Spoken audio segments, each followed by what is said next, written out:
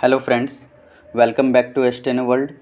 In this video, I am going to dictate legal cum general matter of approx 750 words. So be ready for the dictation.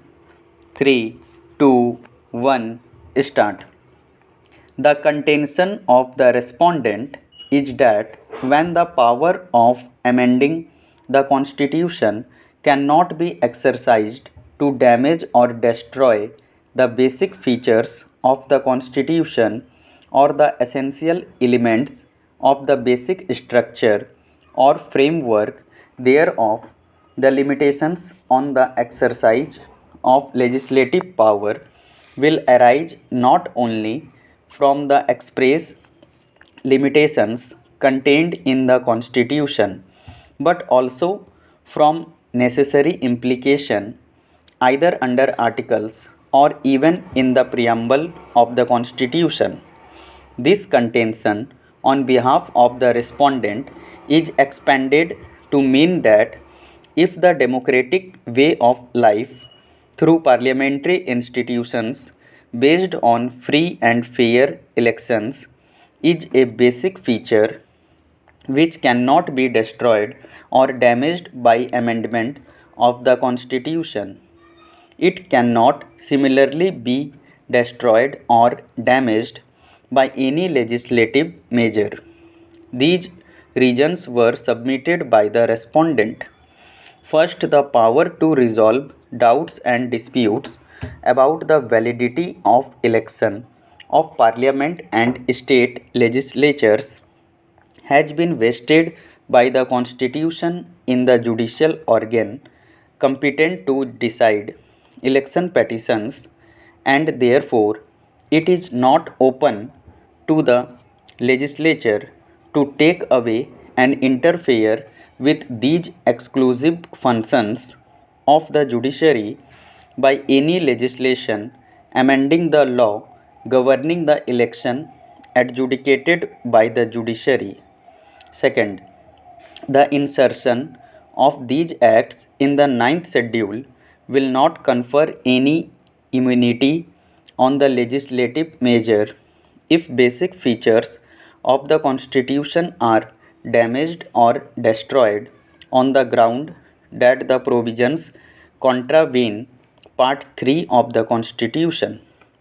Third, any provision in the legislative measures which has the effect of bringing about unfairness between different rival candidates in the matter of election is discriminatory, and it not only contravenes Article 14 but also violates the implied limitation on legislative power relating to free and fair elections.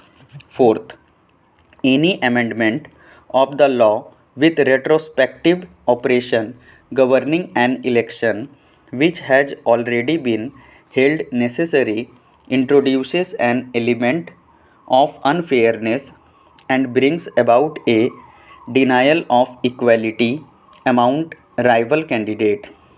Fifth, the deeming clause introduced in the 1951 Act and the device of conclusive proof adopted by Section 8 in the Amendment Act 1975 are unconstitutional encroachments on judicial power. Sixth, power conferred by an enactment, including a constitutional enactment, has to so exercised as to give effect to the guiding principles of the basic norms of that legislation and not so as to military against those guiding principles or basic norms. The definition of candidate is amended by the Amendment Act 1975. The expression returned candidate is descriptive of the person and the corrupt practices mentioned in section 123 of the 1951 Act in relation to candidate will not be confined to corrupt practices committed with reference to the definition of candidate. Corrupt practices alleged in relation to candidates will be relatable to any period and will not be confined to corrupt practices alleged between the date of nomination and the date of election.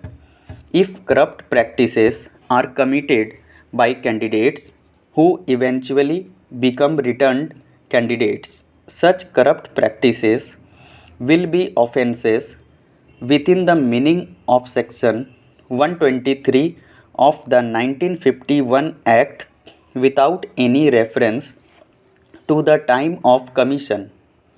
Counsel on behalf of the respondent also contended as follows.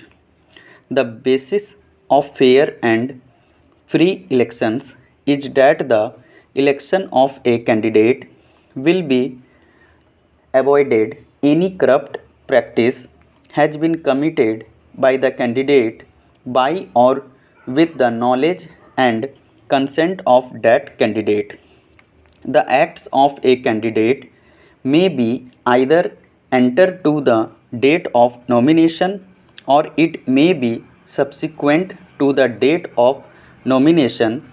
Therefore, the Amendment Act 1975 destroys and damages free and fair election by allowing candidates to commit corrupt practices prior to the date of nomination. These provisions have already been noticed. Broadly stated, expenditure incurred by persons in government service will not be deemed to be for furtherance of the candidate's election. No guidelines have been laid down as to what expenditure can be incurred or what facilities can be made, what acts or things can be done.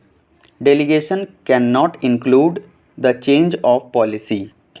Policy must be clearly laid down in the Act for carrying into effect the objectives of the legislation. The legislature must declare the policy. Any duty can be assigned, any facility in connection with the election can be asked for by the party in power to be done for the candidate. The official duty opens a wide power of instructions to government servants who may be asked to assist candidate by canvassing, influencing, which will damage fair elections.